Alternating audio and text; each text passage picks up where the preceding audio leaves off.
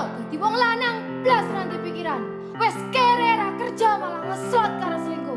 Aku jalan cerai saiki. Aku wes ra kuat. Cerai ya cerai. Kang urus rasa cangkeman. Kowe dadi wong wedok ya ora tau gelem ngurus omah. Malah sibuk tiktokan. Wis, terasa padu ning ngarepe anak. Anake ben simbah sing gedhekke. Sing kuat yo Le. Ora ono sing njaluk dilahirke. Nang keluarga sing kaya ngene. Tak tampa apa anane, kabeh kahanane. Yen pancen ngene iki takdire. Itu iso kuat balungane. Marga rati sangga wong tuane. Kudu iso ngadeg dhewe, ra ono cekelane. Ngene men anak sing rusak omahe.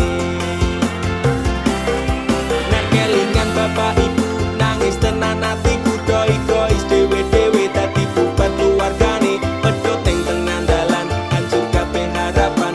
Urip kurang arah ora ono tujuan. Maka dadi bajingan urip turut dalan mabur dadi pelampiasan bingung ra duwe jalan kurangi kasih sayang ra tau diperhatikan dadekke aku anak sing ra duwe masa Ora depan ono sing njaluk dilahirke. Neng keluarga sing kaya ngene. Tak tampa apa anane, kabeh kahanane. Yen pancen ngene iki takdire. Itu iso kuat balungane. Marga rati sangga wong tuane. Kudu iso ngadeg dhewe, ra ono cekelane. Ngene men anak sing rusak omahe.